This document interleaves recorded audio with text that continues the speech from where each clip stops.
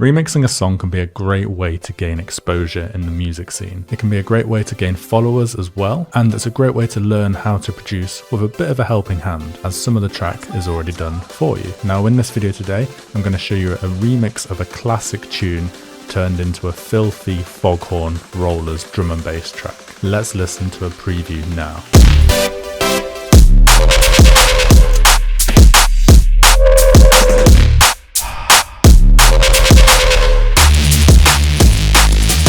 Now if you want to follow along, then the Rollers DnB pack is going to be the one you want to get to help you with this. But without further ado, let's get into it. So the first thing we need to do is choose the right song to remix. So think what's going viral right now, or in the past, what was viral in the past? What was a really popular song? Pick something.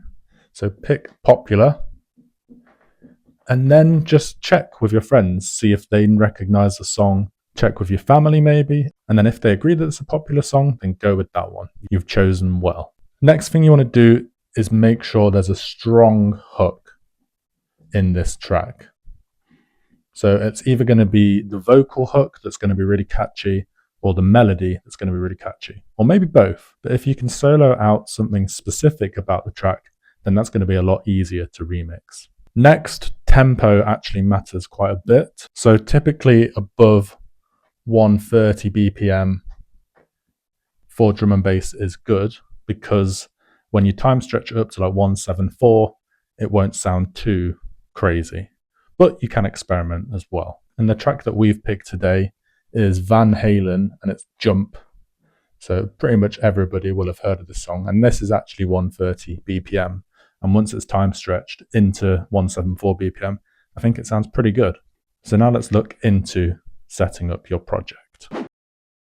Now we should have downloaded the track we want to remix. So I've got mine here. I want you to also go ahead and download the free project template, link down below. And then there's one for Ableton as well, if you're on Ableton, but we're going to be using FL Studio, and I'm going to use the Kickstart 2 one because that's the sidechain I use, and I'm just going to open this up. So you can see on here, the first thing at the top is the reference track slot. And what we're going to do is grab our track that we want to remix and put it on the top here. You'll then see the BPM is already at 174 BPM. And if you just look here, you can see the track I've downloaded, I've just searched for the key and BPM, and it tells me C major and 130 BPM. Now these older tracks can be a bit confusing, so just check around. So you can see here as well, C major 130, and just make sure the BPM is actually right. And I'll show you on here, I put it through Rekordbox as well, and it gave a slightly different result, which means that this might be quite challenging to match up. But what we would do next is come here, auto detect, type in the BPM, and we're just going to type in what it said, so 130, or you can put in the Rekordbox figure, that's normally more accurate. So for this one it was 129.52, and just press enter. So that's now changed, but we want to come here and go E3 generic to get the pitch to go back to the original pitch, so it sounds in key still, and the C major key. Now this one I've already checked, and it is quite out for a lot of it. So what I do when this typically happens is I'll just grab a 16 bar section of it that I want to use, and then use that. And if I want to use a different 16 bar section, I'll look into that as well. So I'll match up the 16 bars, and then if I need to use a different 16 bars, I'll match that up, and so on. But hopefully you've picked a remix and it all lines up perfectly. So what I would normally do if it lines up perfectly is just come here, you just take this front bit off, and then you put it here and it should all line up. But for this one it hasn't, and so I'm just going to go to where the first kick drum plays.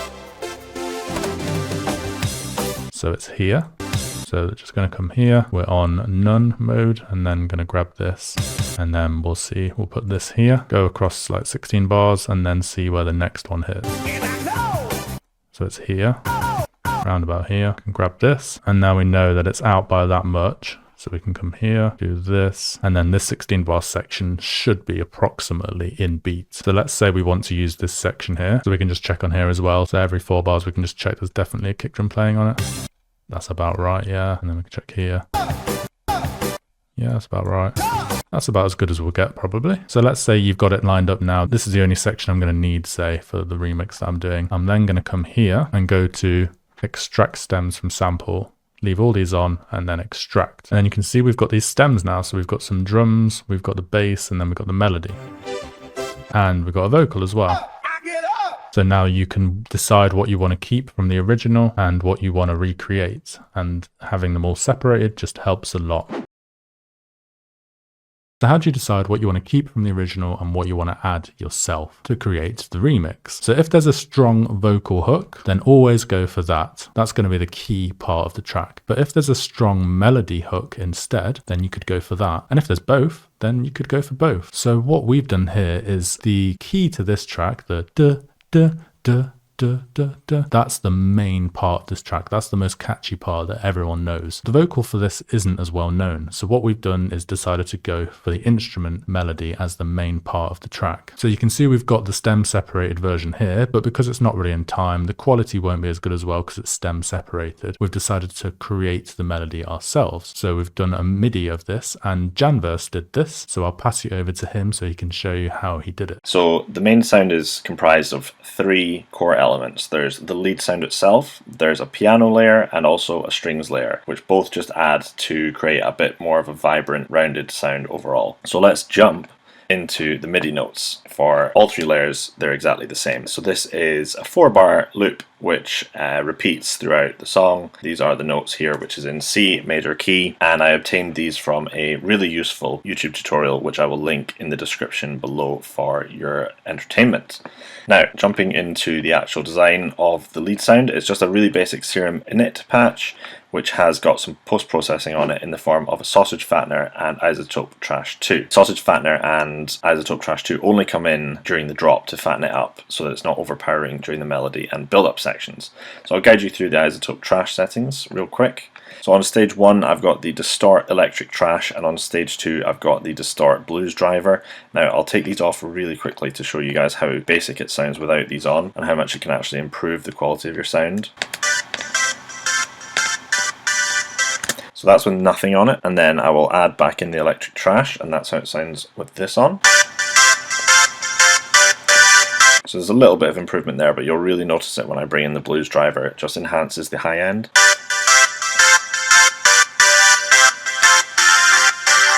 Nice bit of drive and brings it out. Then we'll move on to the piano. The piano has an auto filter and an EQ8 on it to really suppress the high end, which was a little bit too harsh in the mix. We've got an M1 preset for this. I really love this plugin and I would recommend getting it. It's iconic piano sounds, loads and loads of presets. And the Voiano preset is the one that I've used here. So I'll give you a quick rendition of that. And then finally moving on to the strings, which I only introduced during the drop. Again, it's an M1 preset, it's the big band preset, and this one is just nice and brassy to give a little bit of a different sound.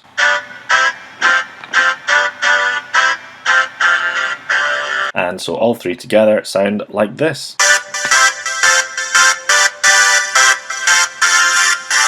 And that's how I made the melody for my remix, coming out with Arknade of Van Halen, Jump. Okay, so now you can see on the screen here, we've got the project open, and this is the instrument that Janverse sent me, so you can hear it.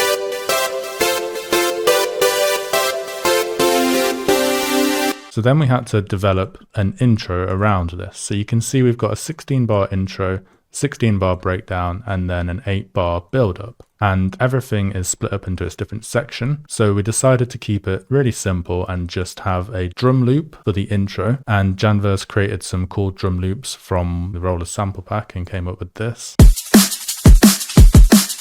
Now, one thing I just want to point out is these intro drums are different to the drop drums, and you might be wondering, surely you should have your drums consistent throughout the track. That is normally the case. I would recommend to do that 90% of the time. But for this track, we wanted to like trick people. So we decided to use these more like mellow style drums in the intro to get people thinking, oh, it's just going to be a nice happy track. And then suddenly the drop switches and it goes completely filthy. Kind of catches you off guard, and then you like pull a bass face or whatever. So that was the concept behind it. A little bit of creativity for you there. So these drums are fairly straightforward. It's just kick, snare, and then hi-hats and a drum break at the 8-bar section. So what else did we have in here? We have some effects. So just some spaceship rumble. So basically some background white noise, and then the basic risers every 16 bars.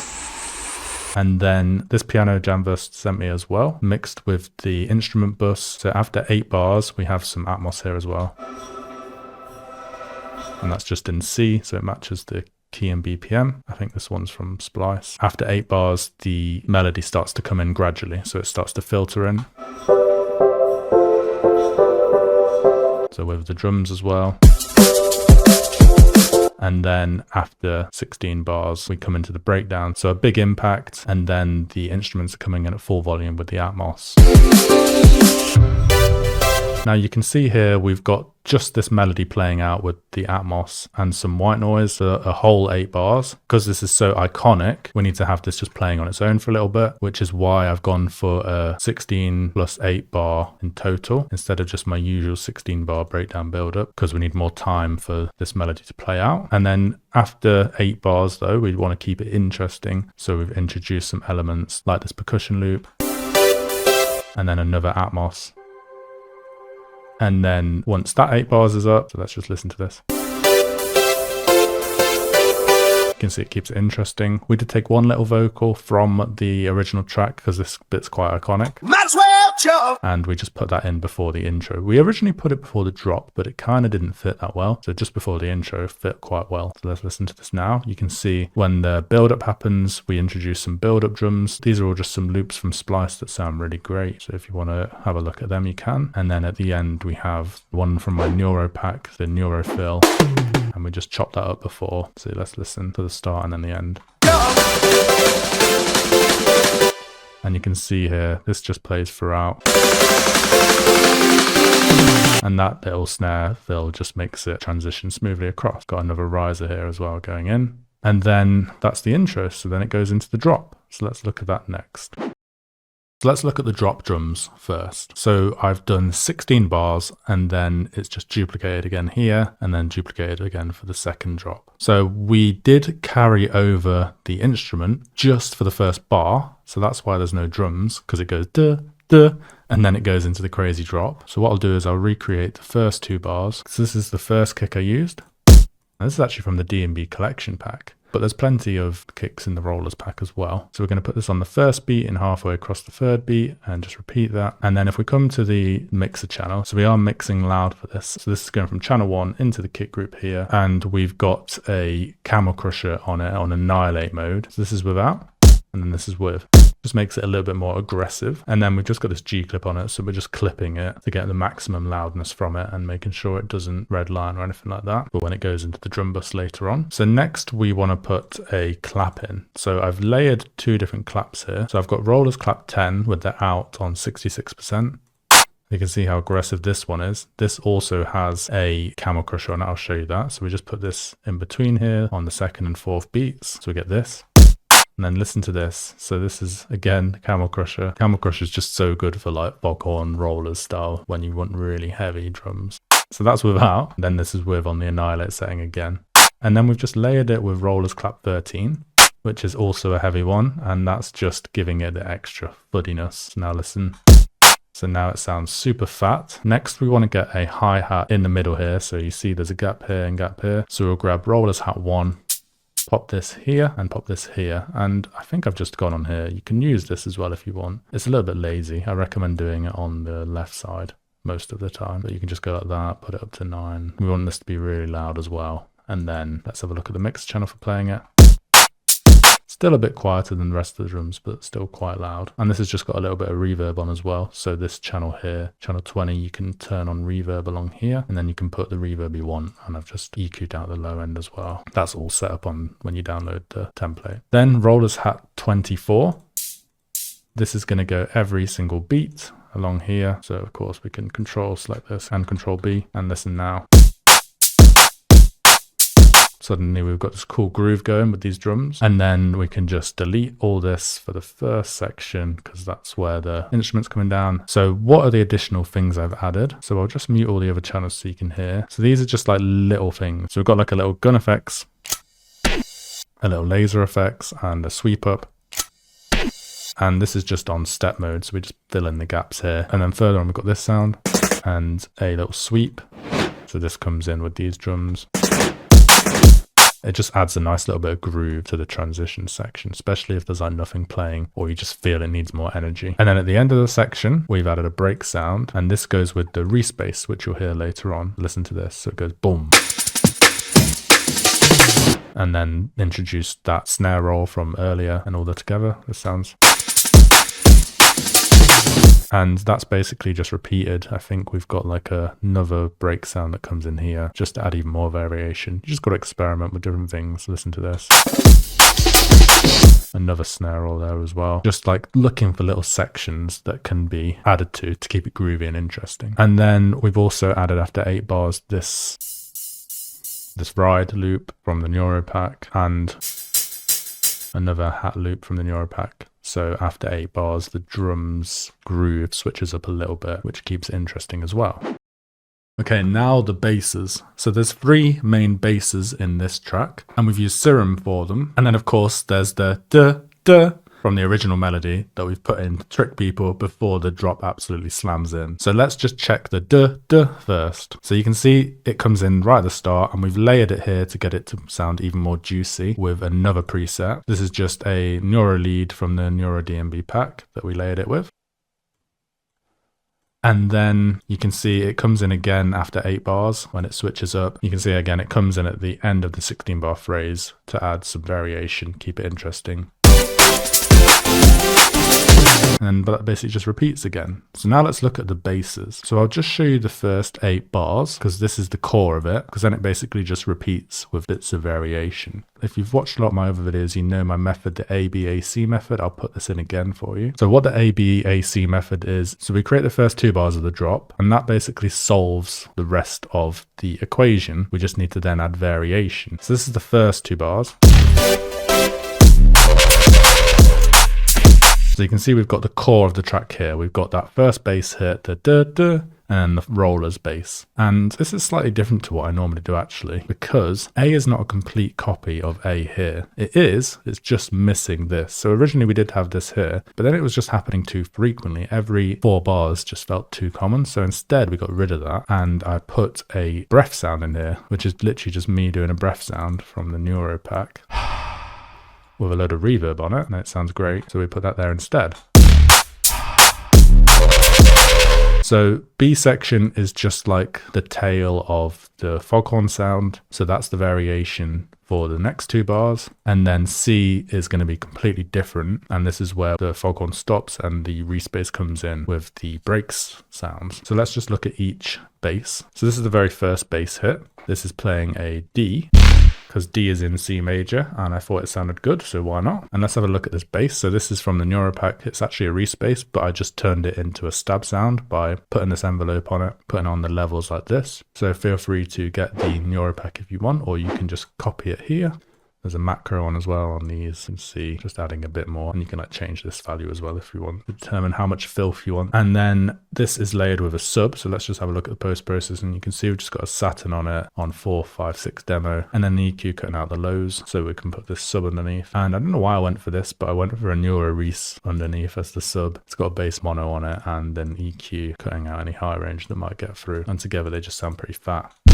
This has also got reverb on it, the bass channel going into the bass reverb, which I use Valhalla Room and an EQ for, and then that all goes into the bass bus where our sidechain is working. So when the kick hits, it's being sidechained as well, so it doesn't sound like a complete mess. So you can hear with the kick.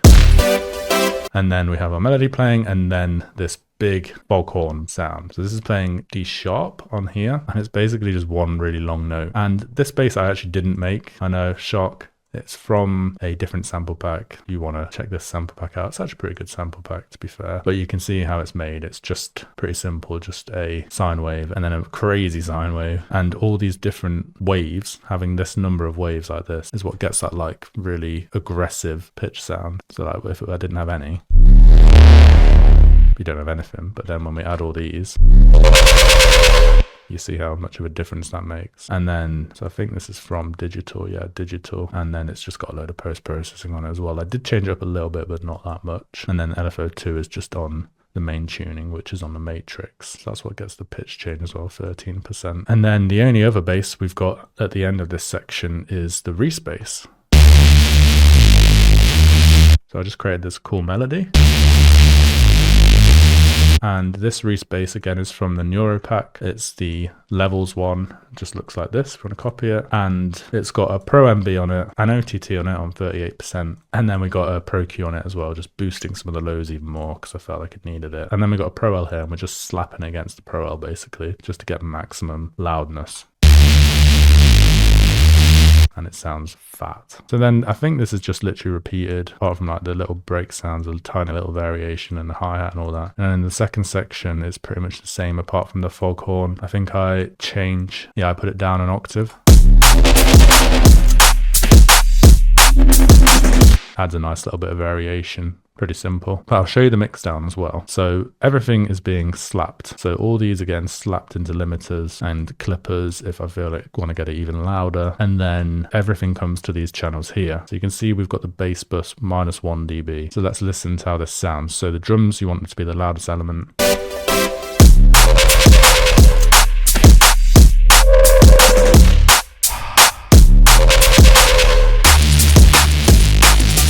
So you can see mixing loud, aggressive loudness, and then our U-lean will be very loud as well, and the Lufts value will be very happy, especially for this kind of genre. Just make sure nothing is distorting, of course, and if it is, then you're going to have to tone it down a little bit. But hopefully if you're using all these samples and all these presets, you'll get a similar result. Okay, so I've basically shown you everything to do with this track. If you do have any questions, just leave them in the comments below, and I'll try and answer every single one. Let's listen to this final product. And if you want to listen to the whole thing, it is available for free download on SoundCloud. I'll leave a link to that in the description as well.